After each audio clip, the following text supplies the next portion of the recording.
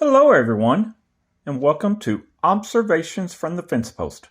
I'm your host, Robert, and this is a comic book review of My Date with Monsters, issue number 1. Now, this series came out in 2021. It is a series that lasted for 5 issues, and this is issue number 1.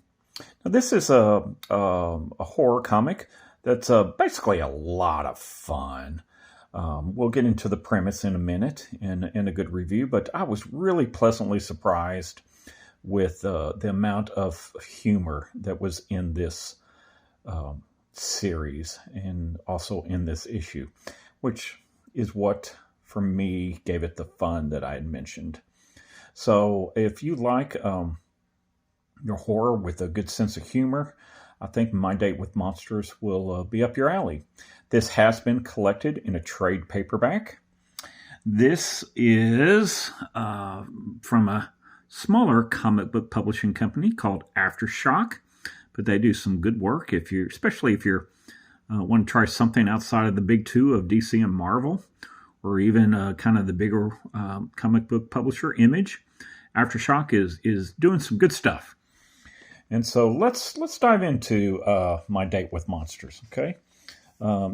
This is on some really good, solid stock paper as far as the cover. And here is kind of the people involved. We got Paul Tobin, writer, Andy McDonald, the artist, DJ Chavez, colorist, and Taylor Esposito as the letterer. So, what is My Date with Monsters about?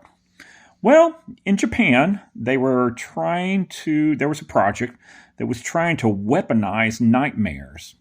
Now, this project got out of hand, and there was an accident that was known as the breach. Now, the breach allowed nightmares to become physical manifestations and enter our world.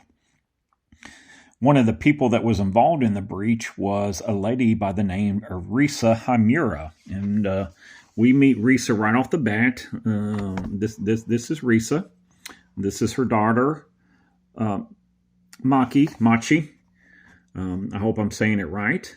And Risa created a medication called Blanket. After the breach, what they found out is that some people were using marijuana and amphetamines as a dream suppressant. And so Rita created a safer drug called Blanket, which allowed good dreams to still occur while preventing nightmares. But the key to this is you had to take it daily.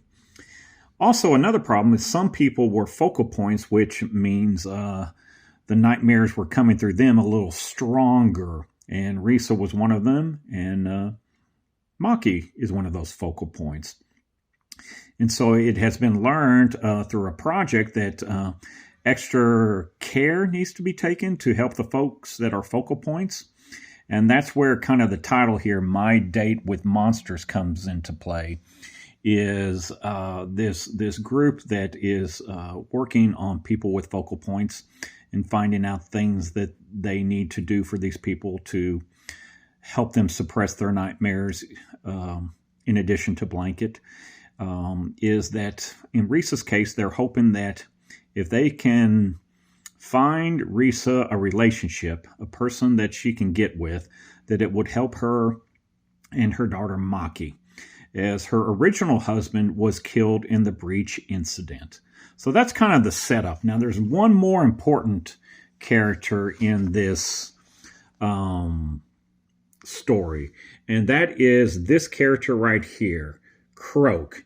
Now, Croak looks like one of the monsters, doesn't he?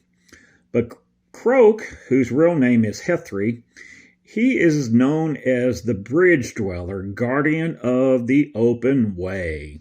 And what he does is he has befriended Risa, and he eats nightmares. So he helps Risa particularly when she sleeps and nightmares are coming out, he eats them. And Risa sometimes sends him to places where people haven't been taking their Blanket drug, and he'll try to take care of the nightmares on her behalf. So that is the setup for the story. As you can see, the artwork here, Here's an example of some of the nightmares coming out. Okay. Particularly, right here as Maki as a focal point. Here's some of the nightmares that are coming through. This was a babysitter that was part of the early story. A couple of things I liked about this at the end of these, we got a couple of really neat, cool things. We got an advertisement for blanket, which is really cool. It explains the blanket drug as if it was like an advertisement for a medication that you see in magazines. You see, it tells about the drug. It's got testimonials. Talks about being responsible right there. Don't let nightmares take away your dreams. Be responsible and blanket the world. Government sanctioned and government required. Just one blanket pill a day, every person, every day. That's all it takes to save the world. So I thought that was a pretty cool thing that was added. And here is Risa's dating profile, which gives some more information about her, which was really interesting. So I really enjoyed these two bonuses to the main story. Like I said, I don't want to give away too much. Here is kind of the original group trying to figure out how to weaponize nightmares, including Risa's husband there, who was killed in the breach incident. Okay, jumping a little far ahead. Here is the project that's trying to work on the focal points. So I hope I didn't confuse anybody listening. There is a lot of information in this first issue. It's not hard to follow. It's very enjoyable.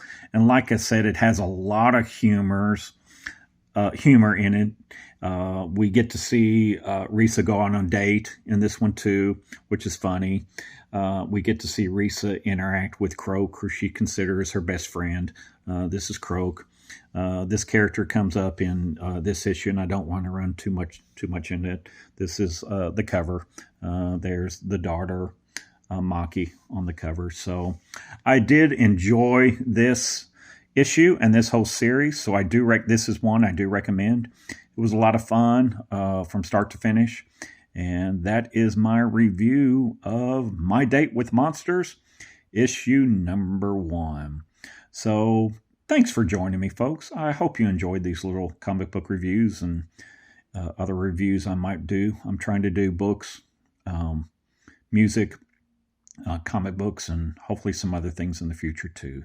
So thanks again for joining me. As always, please keep it between the ditches and peace.